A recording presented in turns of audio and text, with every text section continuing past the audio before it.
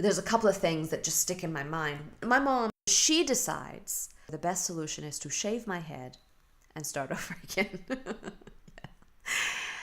What? Yeah, so I am...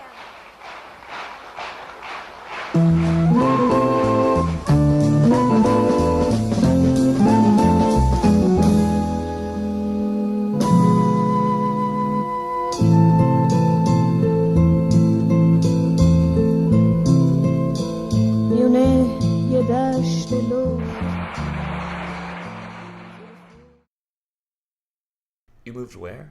East Croydon. Say it slower. East Croydon. Croydon. Where is that? So that's a town between London and Brighton. How far away from London? Southern part of England. By train, I think it would take like about an hour by train. Maybe an hour and a half. How fast do trains travel? I do not know. I did not prepare for that question. Oh, I'm just messing with you. Okay. So, bought a townhouse. Your parents Dad, did. yeah, and then Dad got me into, I took some exams and I got into a private all-girls school called Cromehurst. Cromehurst, how old are you now? I am, by this time, between 11 and 12. Okay, so you're like middle school age. Yeah. Right? Oh, yeah. Yeah. And Is that how it works there? Middle school? it's a different structure, but similar in that. I guess we didn't have. I guess maybe they did, but it wasn't like called middle school and high school, and just the grades just kept climbing by number. That was about it. You know what I mean? Which is similar here, but we have a different, like here we call it elementary, middle, Well, high. they separate age groups to keep away kids that are like with or without pimples separated from the. Yeah, gotcha. But and over there, the school I was in, I don't remember it having a different section, for the younger kids and things like that. Oh, that's interesting. All right. Yeah. So you're in East Croydon. East Croydon, going to Cromehurst, all-girls school. Life is, like I said, a little more colorful this time. We've decided, I guess, we're staying, and we've purchased a home, and Mom and Dad are in better spirits. Tension between the two of them is there, but then that was always there.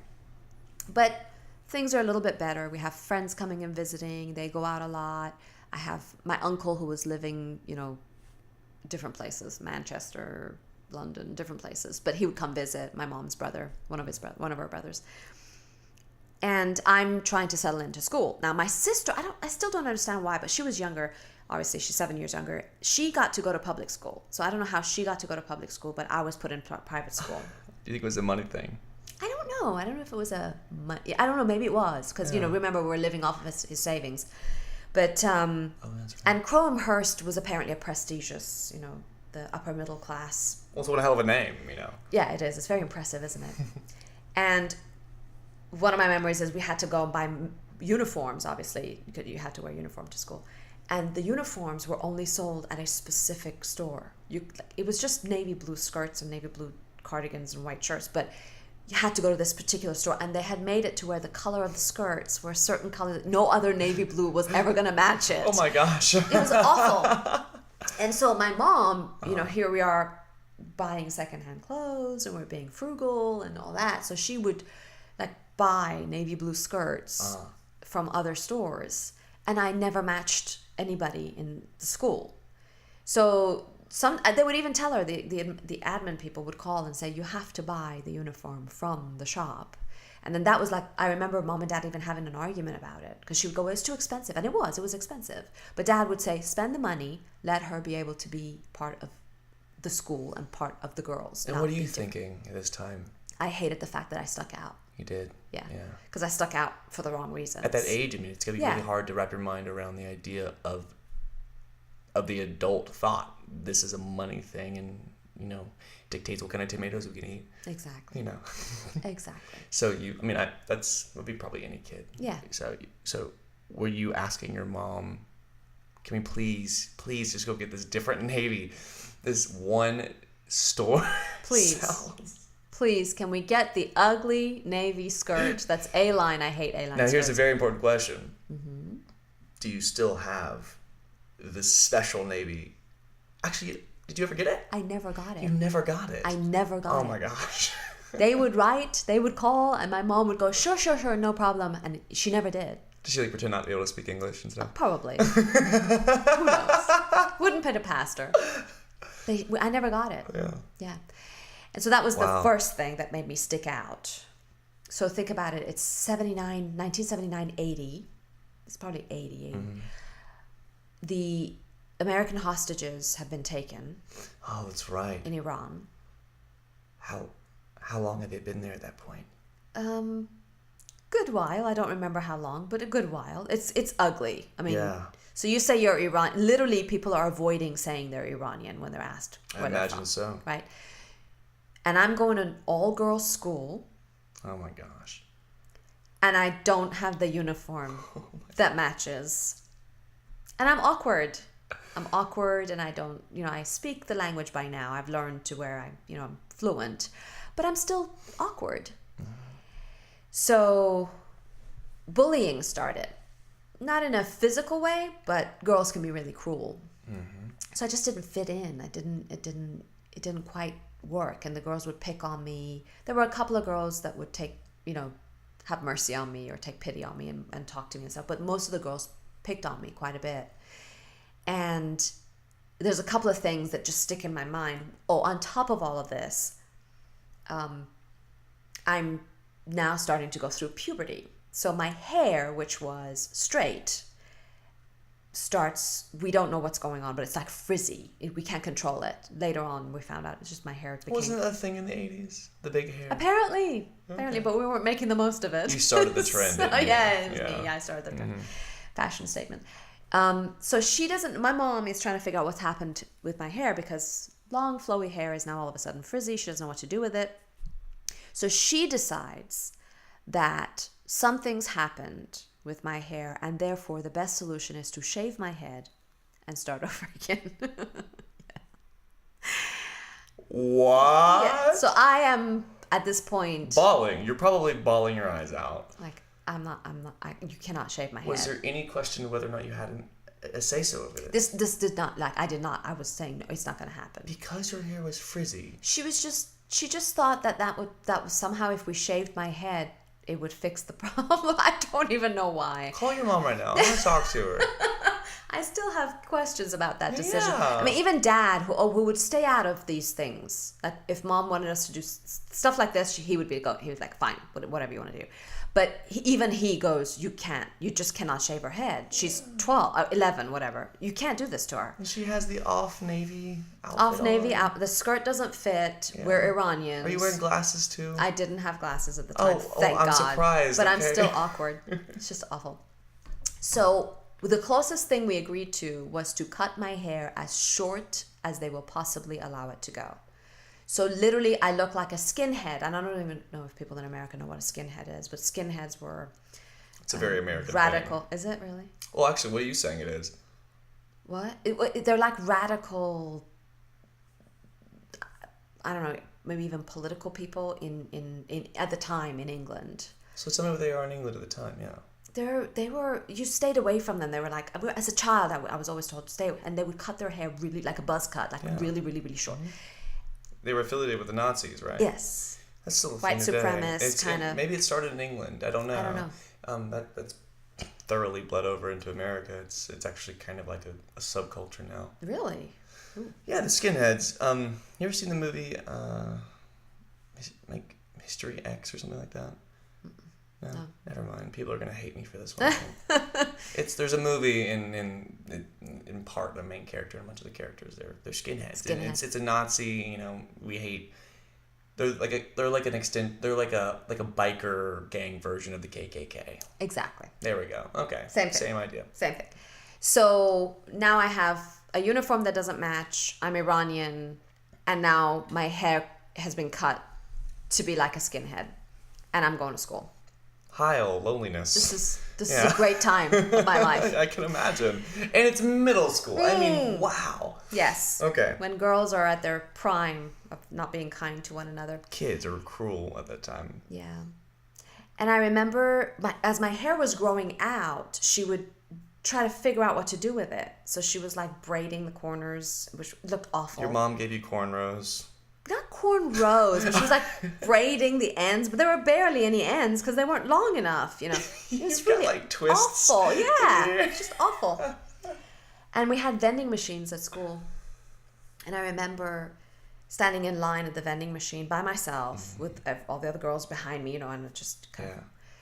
And the two girls behind me, and one of them, at the risk of sounding cruel, was not the prettiest girl in the world, right? And she's standing there next to her girlfriend, and she's sniffing, and she says, "We should move."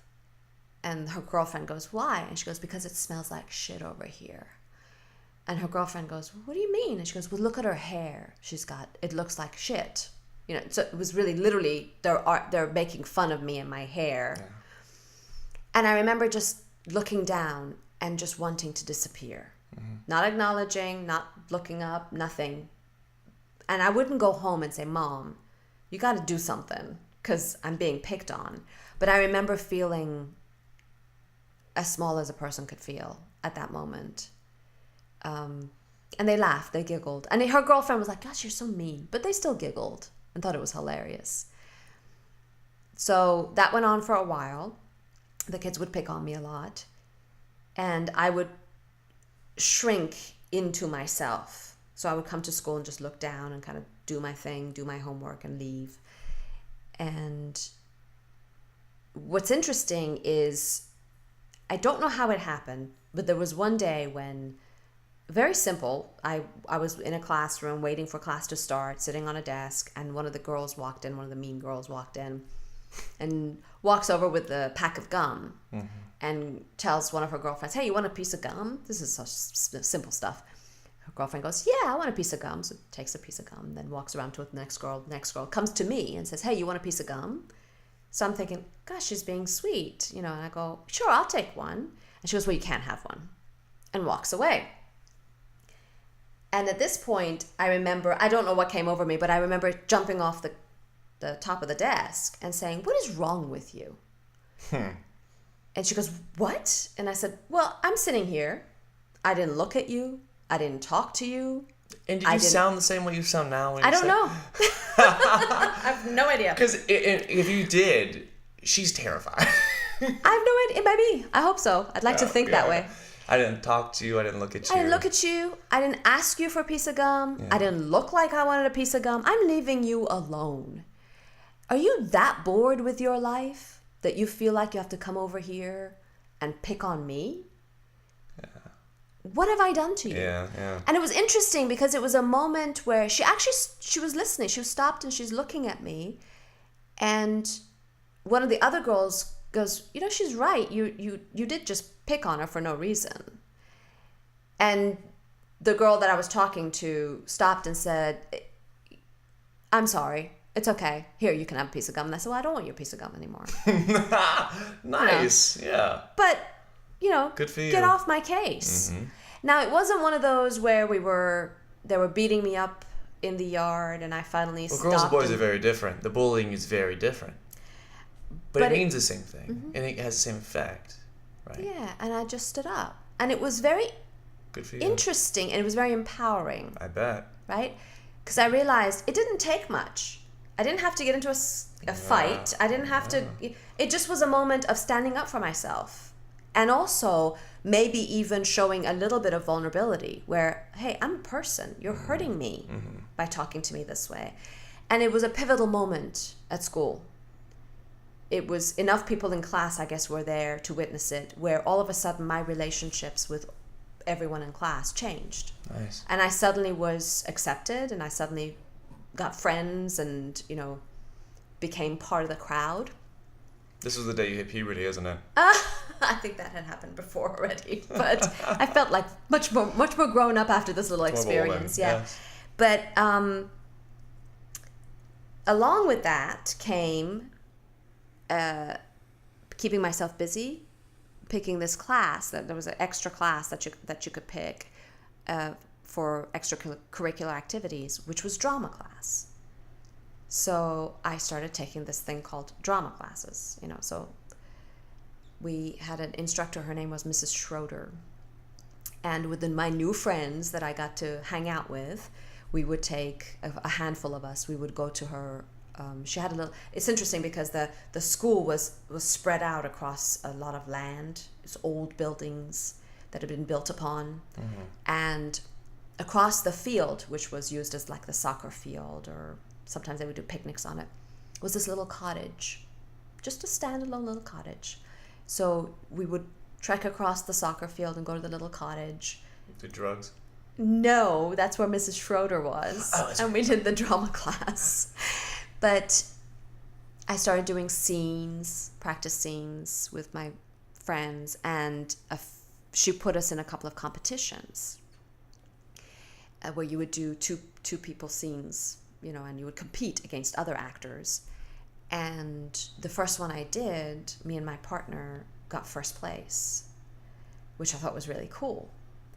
And then the second one, we did a Tom Sawyer one, a skit, a piece, and I played Becky, and we got first place again. So I was hooked. I was like, oh my God, this is it. This is what I want to do. And came home and told my dad, who had been telling us our entire lives, you can be anything you want to be. Anything you want to be. Don't ever feel restricted. I walked in and I said, Dad, I figured out what I want to be. I want to be an actress. And he said, really? I said, yeah. He goes, yeah, you can be anything you want to be except an actress. That is not okay. So he basically said, that's just not going to, you can do it as a hobby, but that is not going to be something that's going to be your career. Nix that, right away. But I'd already been bitten by the bug, and that was my hook that kind of it started being something that I wanted to do. But I was also a very good girl, and I followed instructions, direction from my dad, and I wasn't allowed to. So it was just like, okay, well, it's not going to be my career, but this is something I just want to pursue in life. So I continued to do my acting over there. How old are you now? Still 11, 12. It's all within a year or so that this is all happening. It's a lot of growth in a very short period of time. Yes. All right after moving to this new place. Yes. Wow. And while this whole turmoil thing is happening in Iran, and therefore every time you say, hey, people say, hey, where are you from? I'm Iranian. Oh. So you would still tell them? I always used Iranian. I always have. I still do to this day. You mentioned to me before that even now people find a certain prestige in calling themselves Persian rather than Iranian. What's the difference between those two to you? And why did you never have the natural inclination, even as a young child, to not go with Persian, to go with Iranian? So this is my interpretation. People choose to say they're Persian because when you say when you say I'm Persian, Persia makes you think of Rumi, right? Hafez, the poets. You think of Persian rugs. You think of Persian cats. You think of the Persian Empire. These are all beautiful things, historic things that are respected and admired across the world. When you say you're Iranian, you think of the Iranian Revolution. You think of the Iranian hostages. You think of Ayatollah Khomeini. You think of terrorism. I choose to use Iranian because when I say I'm an Iranian, somebody looks at me and goes, whoa, you don't look like what I expect an Iranian to look like. And therefore, if I change the viewpoint of even one individual, one at a time through my life, of what an Iranian can, those things are also true, the other stuff, but also I'm an Iranian. I don't kill people. I'm, not into terrorism. I'm not a political figure. It's not your thing. I'm just a person. Yeah, exactly. So I choose to use Iranian because I like for people to see that there are different things. But you were 12 years old. Yeah. So that was your feeling then? That even back then, I'm not like that, and No. this is not what we are like. Mm-mm.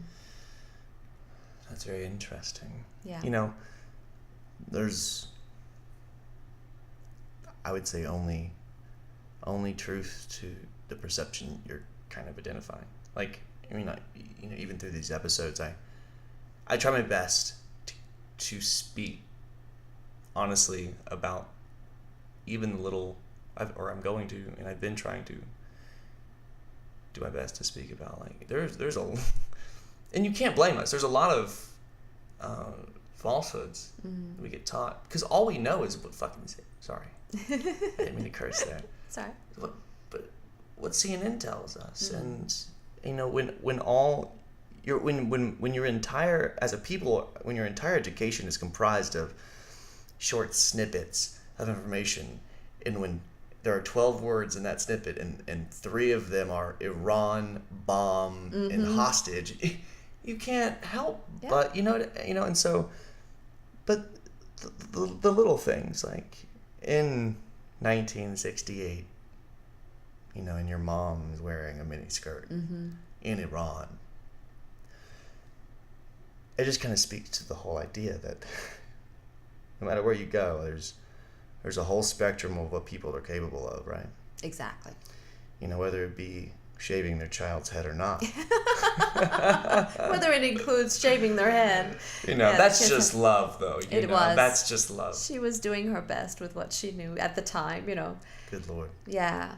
But it's... I think I had a bowl cut at one point, so I think we at least have all one hair moment in our childhood. It's a rite of passage, right?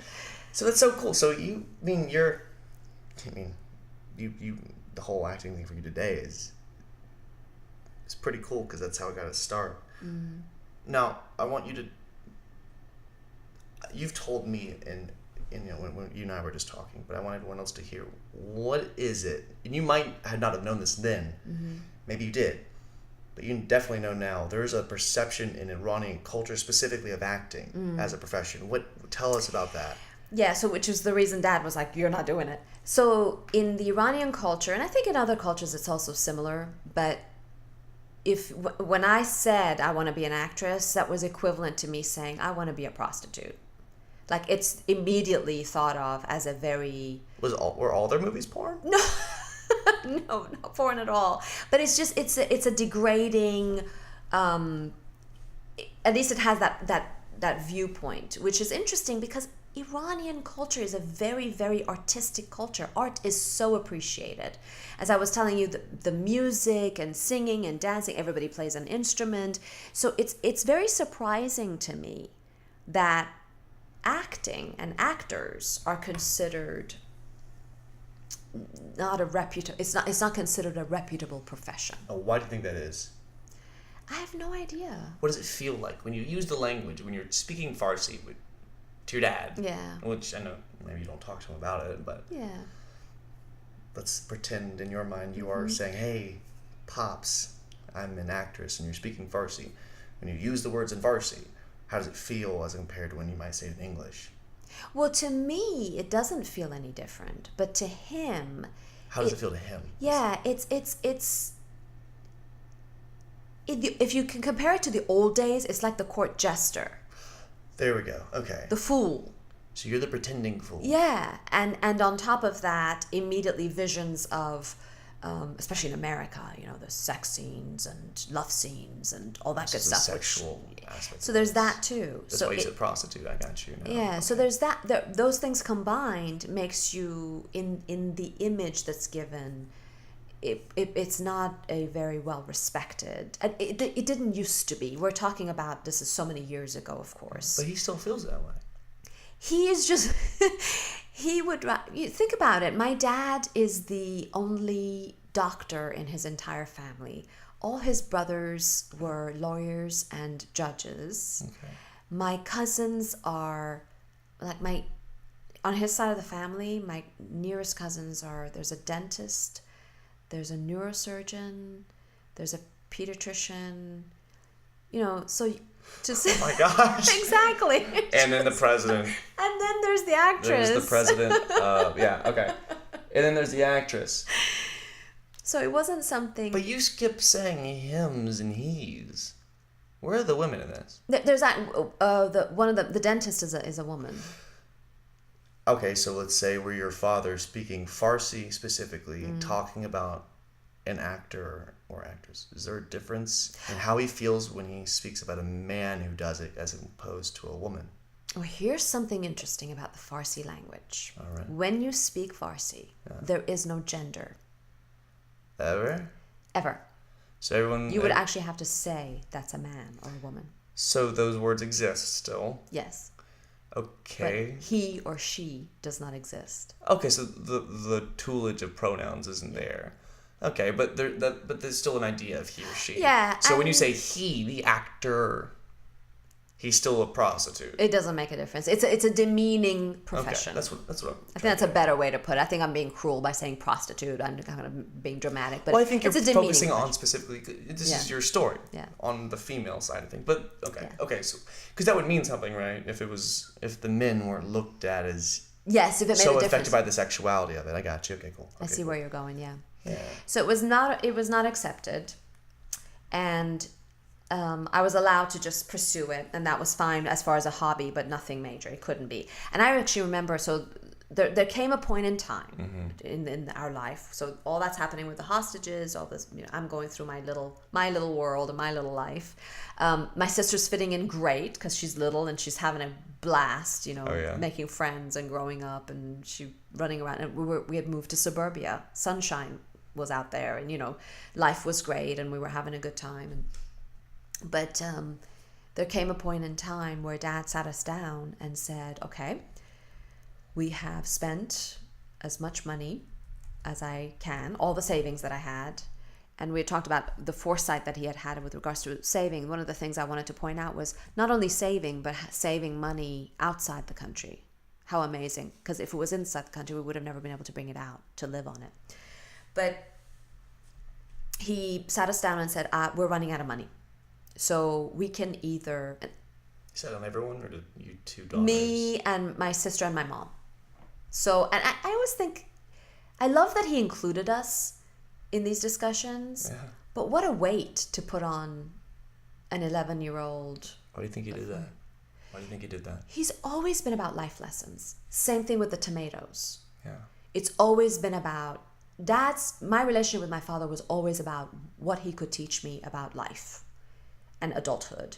It was my responsibility to count the change whenever he paid for something. No wonder you care so much about his views Yeah. and stuff, and you're very careful with His that. approval, yeah. Well, that too, but you have great respect of his opinions despite some of them being, let's just say old school. Yeah. I agree. I mean, I can feel he his instilled love a lot of value for y'all just from your stories. Yeah, very much so. It's Very cool. much so. I want to shake his hand one day if I ever get the chance. Yeah, hopefully you get to see him. I don't know. But so he said, okay, the choices are we either live here for another, I think it was like 6 months, and we're out of money. We have to sell the house, and then we go back to Iran, which the situation was not very good there. Or I buy a ticket and fly to different countries and try to find a job in countries where I can practice as a doctor. So, right? Yeah, wow. So we're all going, we've heard what's going on in Iran. We don't want to go back. I want you to pause right now so they can fill us all in on this, because I didn't remember this to the details I should. This is Wikipedia. The Iranian hostage crisis was a diplomatic standoff between Iran and the United States. 52 American diplomats and citizens were held hostage for 444 days. That's 3 fours. It is 3 fours. From November 4th, 1979 to January 20th, 1981. After a group of Iranian college students... Dang it. These college, I tell you, these young they're people. just unhappy with the grades they get. It's crazy. Belonging to the Muslim student followers of Imam's line, who supported the Iranian Revolution, took over the U.S. Embassy in Tehran. It stands as the longest hostage crisis in recorded history. Wow. I didn't know that. That's wild. Okay, so that's where you are right now as far as the timeline goes. That's still going on. Yes. He's talking to you. That's a big weight. I mean, because you're defined, at least in your mind, by that. That's crazy. So go on. I didn't mean to run up to you. No, this is good. It's Positions us where we are in history. So we all said, go find, get the ticket, go wherever you need to go, and, we figure out what we got to do. Yeah. So Mom held down the fort, me and my sister, and Dad basically started traveling across the world from country to country.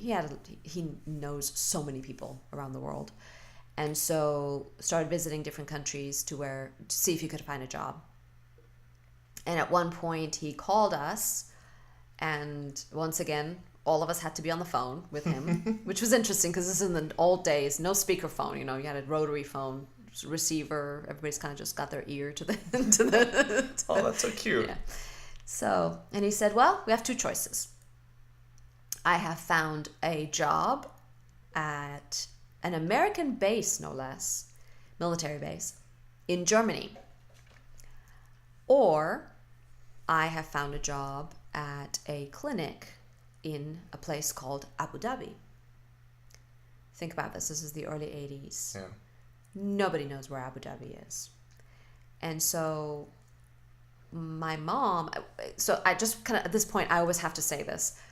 What I found was interesting is he couldn't come to America and practice as a doctor, but he could go to Germany and work on an American base and practice as a doctor on American soldiers. I still don't understand the logic. Sounds about right. It makes no sense whatsoever. It sounds about right because it makes no sense. That's, yeah. But anyway. And why was it again that he couldn't come to the United States? Because his degree it was from Iran. It wasn't from the United States. Exactly. So, it makes no sense. So, it's beautiful. And the decision was, where do you want to go? What do you want to do? He's like, I'll talking to all three of you. Yeah, he's talking to all three of you. And your mom's hearing this for the first time as well. Yes. And you're 12. And I'm 12. All right. And I go, I don't care, You're like, you're just not going to shave my head again, right? Don't shave my head. And darn it, I just made friends with these girls. Now I got to start all over again. It doesn't matter. As far as acting goes, well, I should ask you, in England, I mean, that's like the acting, as far as the arts of it goes, that's like the hub. Did you have an awareness of that at the moment? You did. Well, I didn't know how significant it was, but I knew that Germany and Abu Dhabi were not the places to be for an actress. It was not a growing step in the acting world. So I knew that was going to be a setback. So Mom said, "Where the heck is Abu Dhabi?" Yeah. And he goes, "Well, it's a country called the United Arab Emirates. Abu Dhabi is the capital state." The United Arab Emirates. Most everybody knows Dubai, which is the most famous emirate. There are 7 emirates that make up the United Arab Emirates. What the hell is an emirate? Well, they're basically states. Gotcha. And they collectively are called what? The United Arab Emirates, the UAE. The UAE. That's the name of the country. Yeah.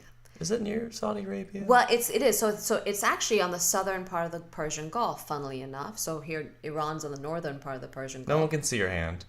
Yeah, I'm talking with my hands because I'm Iranian. I can't help myself. So yes, and then I'm the UAE is underneath. Talk with your hands. Do your thing. I can't. If you make me hold my hands down, I won't be able to talk.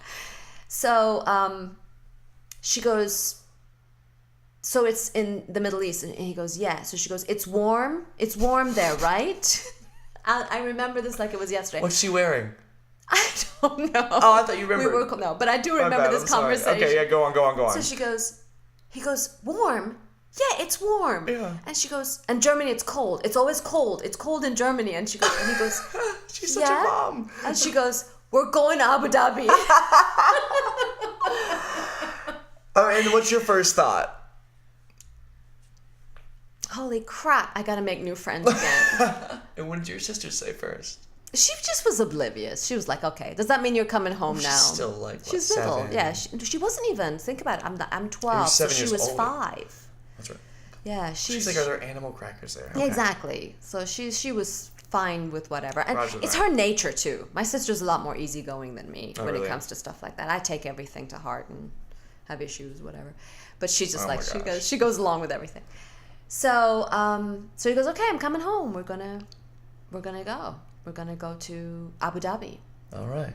And I make light of it, but it was hard. It was hard because I had just felt like I'd overcome something. I'd settled into my own with regards to finding friends, finding acting. Now I'm doing better in school because I can understand the teachers better. I can communicate better. So it was actually, I was part of the choir in school. And I remember when I told them I was leaving, when I did my last class, choir class, they sang Bridge Over Troubled Waters. And I cried my eyes out, saying goodbye to everybody. So it was very emotional to say goodbye. Once again, Dad went ahead of us, and he moved to Abu Dhabi to kind of get started working, while Mom kind of put everything together, got our business together. But selling. At the time, they weren't sure if they were going to sell the house or not, but they finally sold the house and furniture and all that. Got everything packed, got us out of school, and then we all flew to Abu Dhabi. In the meantime, at this point in time, I had met a young Iranian boy. So by this time, I'm like 12, going on 13, 12, about 12. And Dad did not go on. Yeah. Yes, Sound of Music. So Dad doesn't approve. I wasn't allowed. Dad doesn't approve of a lot. Dad's a very strict man. So Dad gets wind of this. From Mother. I don't know how he finds out. Because it wasn't Facebook, love. No, definitely not Facebook. Facebook was not around at the time. And so he calls and says, you will send Parisa first. She will come immediately. Because of the boy. Because of the boy. Now, okay, go on. Please just go on. So I literally was whisked off to the airport with the boy. They allowed the boy to come along. His name was Kambiz. Kambiz. He was an Iranian guy. What was he like? He was very sweet, very, very, very respectful young man. He was very, very romantic, sweet, respectful. He was probably, so think about it, I was 12, going on 13. He was like 30? No, but he was quite a bit older. He was about maybe 15, 16. So that's a big difference, at that age, which is why they were like, no. But Mom... That was why? He just didn't, he just thought it was, I was... Oh, you're so young. I was very young, way too young. But Mom did allow him to come to the airport and say goodbye. She did. Did you tell your dad that? He did not know this. To this day, he does now. Shh, just between us. We'll keep it a secret. Okay, deal. Yeah. I don't think he knows to this day that he got to come with the family. If he found out today, what do you think he would say? Oh, it's so. He wouldn't have like, a whatever. crack about it. Okay. Like, it figures. That's kind of sweet though that he would, because it kind of speaks to the fact that he was watching out for you in at least his own way. Yeah, being protected. What was that moment like at the airport? I did feel, once again, for the second time in my short little 12-year life, the rug was being pulled out from under me, right? Yeah. Once again, the foundation was shaking.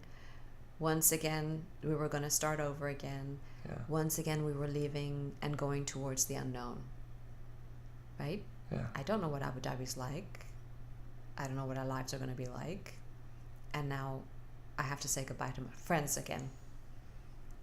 So that's how I left England. Wow. What did that last image on his... Who's the last face you looked at? The young boy who was waving at me. He was very sweet. He got the airport announcer, the people who say like, please don't leave your luggage unattended, which is now a recording, but back then I don't think they even had those things. They would probably announce somebody's kid is missing or whatever. But he got them to say my name, Parisa, I will miss you, from him. I don't remember hearing it, but my sister and my mom thought that was the sweetest little romantic little gesture that he could have made as I was walking through the gate to get on the plane. But his face was the last face that I saw. I said goodbye to my mom and my sister, but I knew they were going to be there, so it wasn't such a sad farewell for them with them. But with him, you know, at the time, it was tough. Yeah. And